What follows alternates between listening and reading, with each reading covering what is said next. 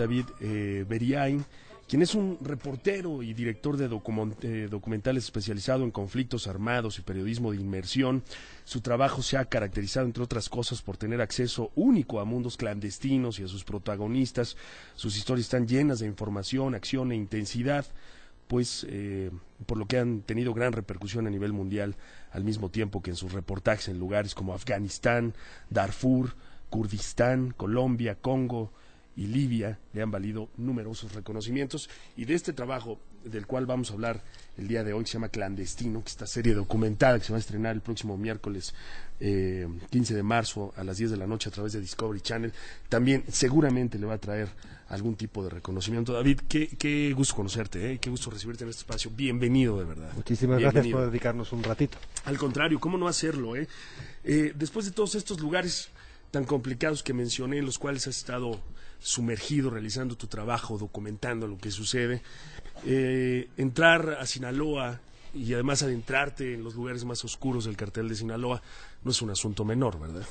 No, yo te puedo decir que mi equipo, que todos ellos son reporteros especializados en conflictos armados, que han estado en todos esos lugares en los que mencionas, que han sido heridos en combate y demás, veníamos aquí con muchísimo respeto, casi con miedo, ¿no? Por lo que se oye, por lo que se escucha y por el propio desconocimiento que tiene uno de la realidad sobre el terreno, que ya la experiencia nos dice no siempre es lo que te cuentan, ¿no? ¿Qué te llevó a documentar lo que pasa en Sinaloa con el Cartel del Golfo?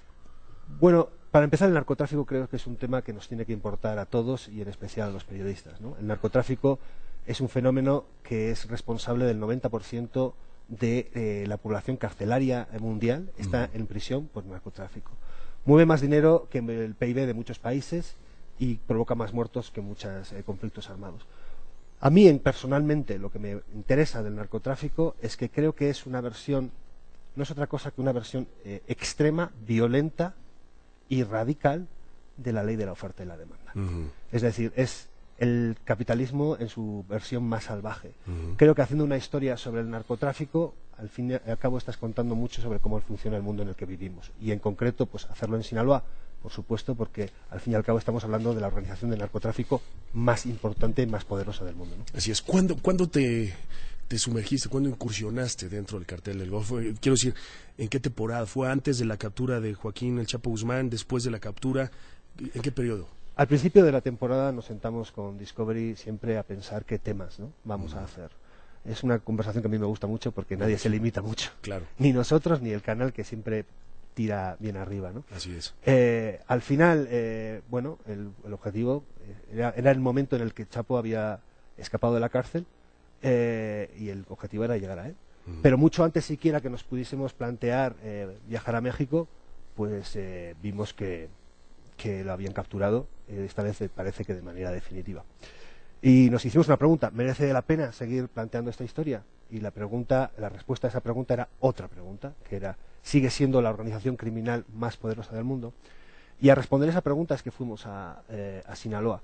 Y quizás a contradecir un poco esta tendencia muy norteamericana, muy estadounidense quizás, de que parece que cortando la cabeza de la organización ya no existe.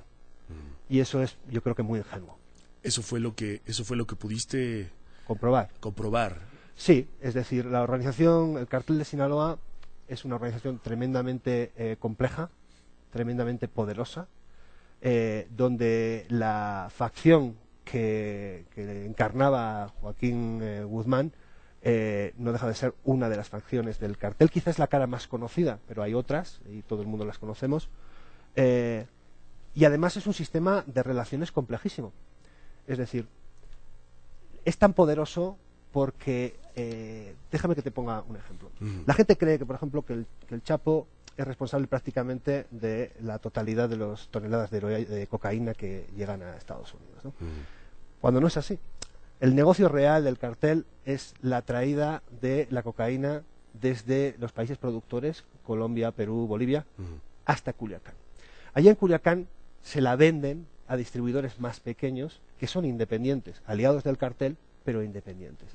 Y esas relaciones clientelares no son trabajadores del cartel, son aliados del cartel. Porque el cartel dice: no me des trabajadores, dame socios, porque el socio ya asume sus propios riesgos.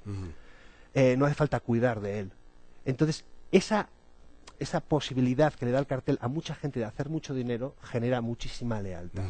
Y eso no se va a acabar por mucho que Joaquín Guzmán esté en la cárcel en México o ahora mismo en Estados Unidos.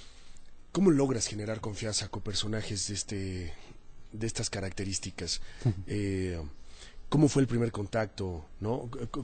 Me llama mucho la atención, ¿no? ¿Cómo logras que estas personas confíen en ti para mostrarte prácticamente cómo desempeñan su labor, ¿no? O sea, entraste a los campos, Sí. entraste a lugares que realmente pues son muy exclusivos para ellos, ¿no? Lugares en los cuales, quiero suponer, ni las autoridades han entrado, ¿no? Déjame decirte que es posible que eligiésemos el peor momento posible para hacerlo, porque cuando cae el Chapo, lo que ocurre siempre en este tipo de organizaciones es que hay una serie de movimientos de luchas internas para ocupar su lugar. Entonces, esas luchas internas, esas muertes, esas venganzas, provocan que la suspicacia natural que tienen las personas que se dedican a este negocio aumente hacia los extraños como nosotros y más hacia un tipo como yo que tiene bastante cara de gringo, ¿no? Como solemos decir. Siempre existe la sospecha de que seas un agente de la DEA. ¿Cómo hemos conseguido entrar? Sin embargo, perdón que te interrumpa, ser un periodista extranjero También ayuda. es una ventaja, ¿no? Ayuda porque primero porque estás más seguro, o por lo menos está tu entorno más seguro. Aunque ellos tienen capacidad de golpear donde quieran, porque es así, y te lo hacen saber, por lo menos mi familia no está aquí. Yo creo que, por ejemplo, hay que reconocer, y un periodista como yo no puede menos que en una ocasión como esta, reconocer que el verdadero valor a la hora de informar de este tipo de cosas no es de los extranjeros que me venimos a contarlo, sino de las personas que viven aquí, los periodistas que están aquí, que pagan el precio de vivir aquí y compartir su vida con estos fenómenos. ¿Pero por qué conseguimos el acceso? Bueno, yo creo que por una suma de factores. Primero, porque hay un caldo de cultivo que nos ayuda, y es que el gobierno mexicano, los medios de comunicación, algunos medios de comunicación, le dan tanto bombo a la captura del Chapo que caen en ese discurso de decir, bueno, muerto el rey, se acabó el reino. Muerto el perro, se acabó la rabia, dice. No, yo no lo pondría así, no quiero ser insultante, hay que tener cuidado con lo que se dice porque... Es un dicho muy mexicano, no te preocupes.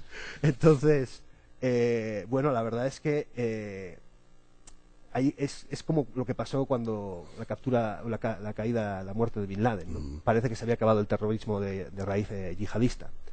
Bueno, eso es un error.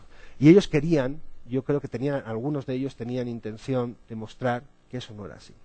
También porque el cartel tiene un interés en mostrarse fuerte y no mostrar vulnerabilidad, debilidad, en un momento en el que todos los demás enemigos miran a ver si tienen esa oportunidad que han buscado durante mucho tiempo de meterse en un territorio que objetivamente es muy interesante para las organizaciones de narcotráfico, ¿no?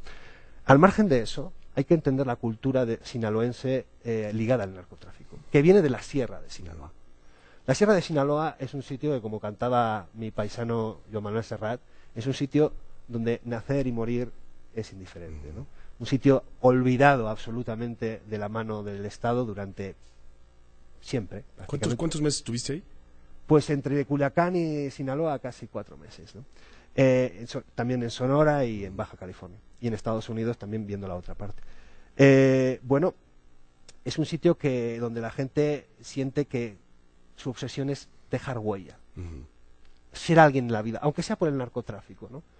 Y tú ves que eso es así, que quieren que se les conozca, que quieren que se les reconozca, porque si no, ¿cómo explicas la entrevista que le dio a Sean Penn el Chapo Guzmán? Esa es una pregunta que te tengo reservada más adelante. Déjame ir a la pausa comercial, Sí, David, y regreso supuesto. para que concluyas esta idea y para seguir comentando acerca de este trabajo clandestino que se estrena el 15 de marzo a través del Discovery Channel, trabajo periodístico de David Beirian acerca del cartel del Golfo.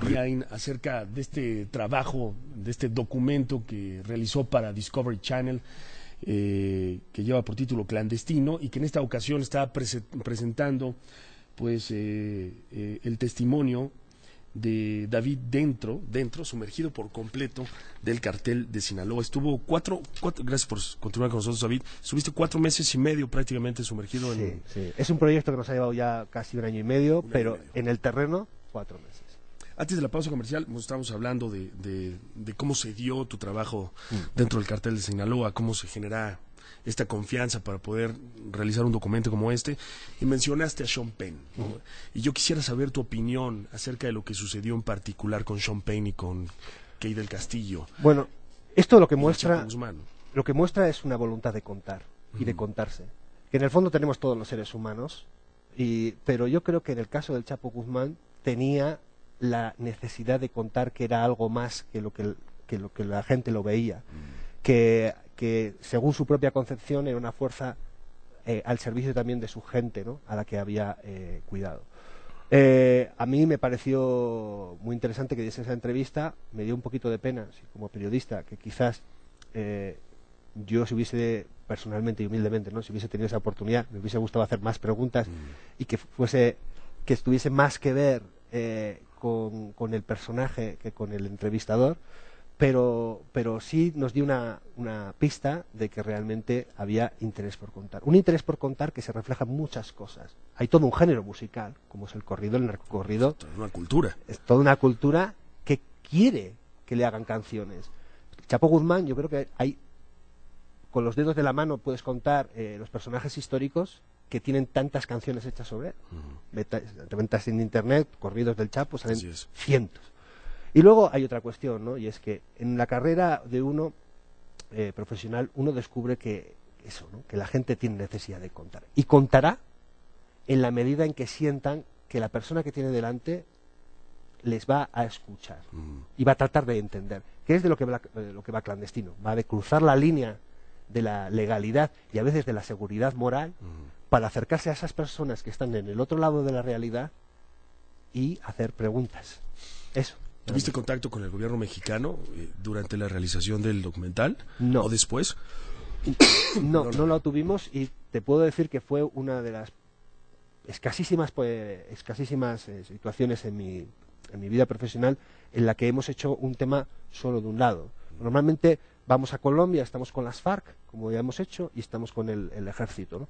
Pero en este caso en concreto representaba un riesgo tremendo este camino de ida y vuelta, porque tengo la sensación, o teníamos la certeza más bien, de que ambos lados estaban muy penetrados por el contrario, ¿no? Entonces, como ya existía esa sospecha de que fuésemos agentes en el fondo de la DEA, que les estuviésemos engañando, no queríamos provocar ningún tipo de equívoco, ¿no? Con estas personas del cartel de Sinaloa que tuviste contacto durante el documental, ¿hablaban de lo que sucedió con el Chapo Guzmán y Sean Penn y Kay del Castillo, y tú lo documentaste? ¿O decidieron dejarlo a un lado? ¿Pero sí se hablaba? ¿Qué se decía? Sobre el tema de Sean Penn, no mucho en particular. Yo te puedo decir que las personas con las que hemos estado muy cercanas al Chapo, el grupo de sicarios con el que más relación hemos tenido, pistoleros del cartel, el ejército de... El brazo armado. El brazo armado son exactamente los hombres que recibieron al Chapo en su fuga, sí. Los mismos, uno por uno. Y bueno, sí hablaban de decir, bueno, pues que mucho más fácil hubiese sido su trabajo, señores periodistas, si el señor hubiese, porque así se refieren a él, si el señor hubiese estado aquí, ¿no? Porque quizás les hubiese abierto más las puertas y ahora hay mucha suspicacia. En cualquier caso, hablaban mucho de esa situación y nos hablaban de que con el Chapo o sin el Chapo, los códigos que han regido la vida del cartel, que no son obras solo de Joaquín Guzmán, sino también de los otros grandes capos del cartel, códigos que quieren decir que la violencia no sea indiscriminada, que se preserve en la medida de lo posible la vida de los civiles, aunque no siempre se cumpla, códigos que han diferenciado al cartel de otras organizaciones y que han permitido una base de instalación social muy fuerte en Sinaloa y en los alrededores. Ellos decían, esto va a seguir, porque esto es lo que ellos nos enseñaron y lo que piden que se siga cumpliendo, ¿no? A lo mejor esta pregunta te la tuve que hacer al inicio, pero creo que viene muy bien casi al final.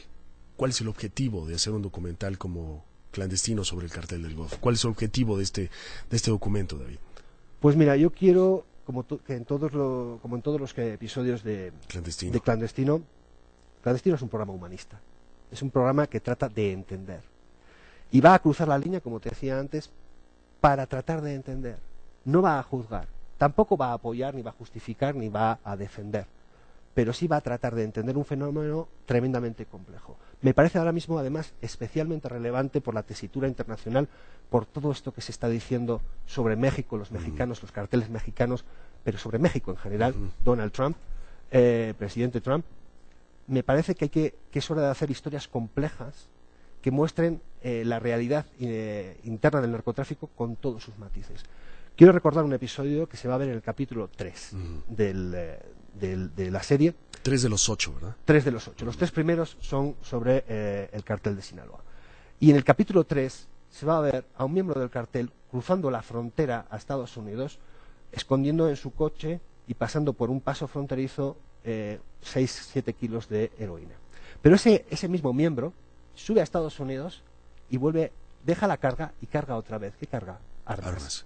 Armas que luego bajan a México. Y todos los controles que hay para evitar que suba la droga no existen, absolutamente ninguno, para evitar que bajen las armas. 2.000 armas ilegales cruzan la frontera todos los días de Estados Unidos a México. 700.000 armas al año. Armas que se compran legalmente en Estados Unidos, que luego, por la laxitud de la legislación, se reportan perdidas o robadas y que ingresan fácilmente al mercado negro. Entonces yo lo que digo es que a la hora de apuntar con el dedo a los mexicanos y a los hispanos en general, el presidente Trump como prácticamente causantes de los 7 males del apocalipsis para los norteamericanos, quizás deberían recordar una cosa. Primero, que el porcentaje de mexicanos que se dedica a esto es ínfimo.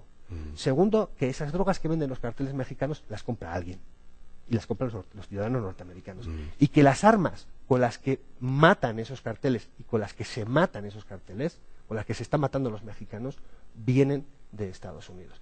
Es decir, en este mundo del narcotráfico, el que esté libre de pecado, que tire la primera piedra. Es muy fácil apuntar con el dedo, pero a mí me parece que esto hay que decirlo aquí, y en un momento de que se habla de hacer muros y de construir muros, me preguntan, bueno, ¿crees tú que esto va a parar? Bueno, pues si ves ese capítulo 3 y ves ese tráfico de armas, uno se pone a pensar como extranjero y dice, bueno, al final quizás sean los mexicanos los que pidan construir ese muro para protegerse del tráfico de armas, ¿no? ¿Estás a favor de la legalización, la legislación de las drogas? No estoy ni a favor ni en contra, porque es un problema extremadamente complejo al que yo, de verdad, por humildad, no sabría dar una respuesta. Sí sé una cosa: lo que se está haciendo ahora no funciona. Y eso no hace falta, no es una opinión, es un hecho.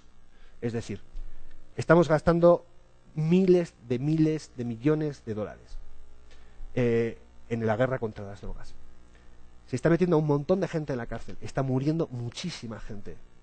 ¿Tú crees que tú o yo en las calles de México, de Los Ángeles, de Madrid, vamos a tener algún problema para conseguir la droga que queramos consumir?